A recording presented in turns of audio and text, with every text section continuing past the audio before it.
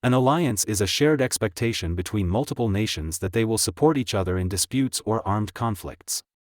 Usually, an alliance is formed when two or more states share a common adversary and are incapable of increasing their deterrence independently, so they combine their resources to topple the status quo. Over the last 2 decades, China has developed substantial military capabilities of its own. Encouraged by its newfound strength, it has been able to push around India along the disputed border, intimidate Taiwan at sea and in the air, and press its sovereignty claims in the South China Sea. And yet, China has declined to take on external security commitments. Beijing doesn't want to get trapped into distant, remote conflicts, preferring to advance its objectives through economic statecraft. In much of Asia, Africa, and even Europe, China has offered loans, investments, and trade deals regardless of the track records at home. By doing so, Beijing has won friends and influence across the globe. At times, it has resorted to coercion to get its way, but from a grand perspective, China's economic statecraft has been a success. Yet, geoeconomics cannot solve everything. Hard power, that is to say, military muscle, is necessary to withstand pressure from the United States. With that in mind, Chinese policymakers are looking to forge a network of allies, just as the United States and the Soviet Union created rival military blocs in the 1950s. The need for an alliance is consistent with China's rapid growth, but it is a tall order nonetheless. Most of the world's advanced economies are already allied with the United States, so the list of applicable candidates is short. It also doesn't help that much of the international community, including most of the nations in Asia, are deeply skeptical of China's intentions. Even the closest economic partners participating in the Belt and Road Initiative do not want to exclusively ally with Beijing. Now, technically, there is the Shanghai Cooperation Organization, a transcontinental mutual security collective that includes China, Russia, India, Pakistan, Kazakhstan, Kyrgyzstan, Tajikistan, and Uzbekistan. The Shanghai Pact was formed in 1996, and in its present form, it covers about 40% of the world's population and more than 30% of the global GDP. Since its foundation, it has steadily expanded its membership, with Iran, Afghanistan, Mongolia, and Belarus registering as observer states, while Cambodia, Nepal, Sri Lanka, Armenia, Azerbaijan, and Turkey make for dialogue partners. That is quite a list, but the Shanghai Pact is no military alliance.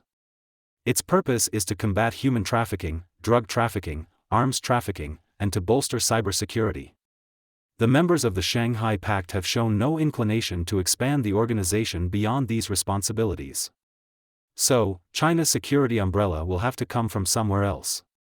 The most feasible way to go about this is by forming bilateral defense clauses.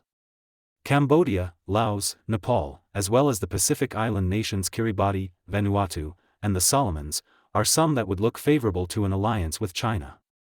Topping the list, however, are Russia, Iran, and Pakistan. Each has extraordinary means and resources and extraordinary dealings with Beijing. So let's go over them one at a time, starting with Russia.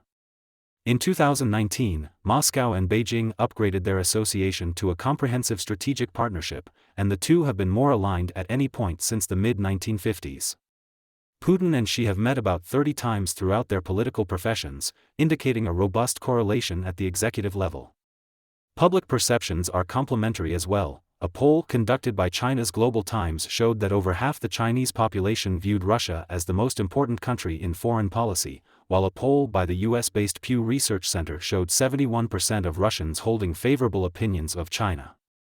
Yet, in spite of the political and public attitudes, a binding treaty remains beyond reach.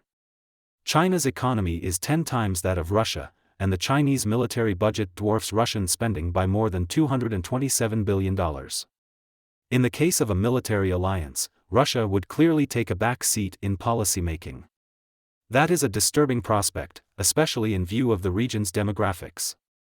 The Russian Far East is underpopulated, and some 300,000 to 500,000 ethnic Chinese already inhabit the area. There may yet come a time when Beijing asks Moscow to concede territory. As the junior partner in a binding treaty, Russia would have no means of refusing. This, then, is the reason for Russia's reluctance to sign a binding mutual defense clause with China. Russian and Chinese policymakers could still strike a deal on mutual aid and logistical support, but the shaky history between the two will stop short of a defense treaty. With Iran, the story is a tad different. In March 2021, Beijing and Tehran signed a 25-year partnership agreement, which pledges to deepen intelligence sharing, weapons development, and joint military exchanges, but also reinforce cybersecurity and economic investments. Iran has almost no strategic allies owing to its sponsorship of proxy conflicts across the Middle East. By its own actions, Tehran is isolated to the point of economic ruin. The Iranian leadership is desperate for economic and military support, and the Chinese see that desperation as an opportunity to exploit Iran's constrained bargaining power. With the new agreement in place, China will steadily develop a robust foothold in Iran. However, as much as Iranian lawmakers would like to see a mutual defense clause with China, Beijing is not having it. Iran is a state that brings a lot of geopolitical burdens. An alliance with Iran would necessitate China to downgrade its ties with Israel and the Arab states, basically sacrificing all of the Middle East. Moreover, it would encourage even more reckless decision-making by Tehran, which could drag China into remote conflicts where it would benefit next to nothing. This is not the type of ally China is looking for. That said, Iran does have an exceptional strategic use. It disperses American resources away from China's proximity.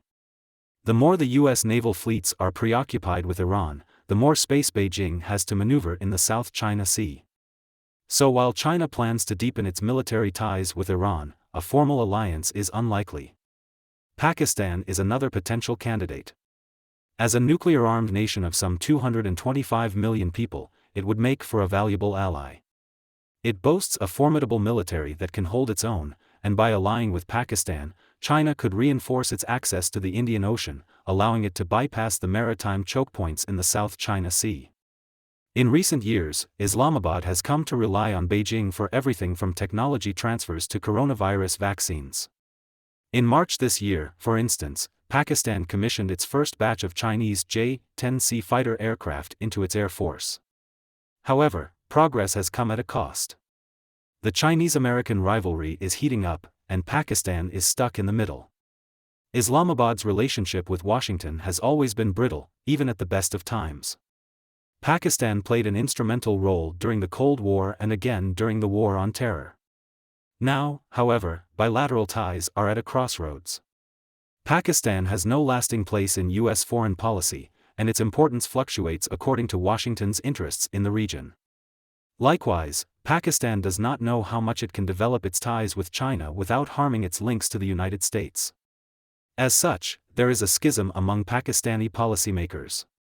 They need to ally with a global force to maintain the power balance with archenemy India, but Islamabad feels stuck and unable to move forward.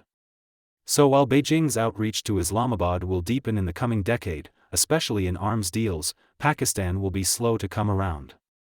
Nevertheless, of all the possible allies, Pakistan tops the list as the most feasible.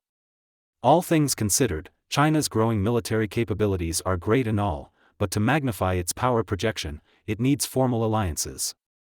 But choosing from a selection of strategic states is not enough. Strategy must be supplemented with ideology. History shows that a steadfast military alliance needs a common philosophy to glue its members into a collective mission, something to justify its existence.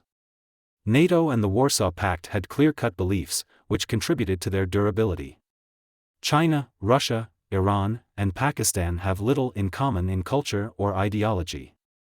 The only belief they share is anti-Americanism, but that is not much to go on.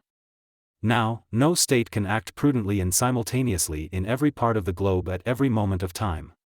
A military alliance of its own would transform China into a global force to be reckoned with. But it needs a common philosophy. It doesn't need to be anything sophisticated, just enough to substantiate the existence of the proposed bloc. A military alliance does not imply love any more than war implies hate. Thank you for watching and please subscribe to our channel Pouring Knowledge for more videos like these.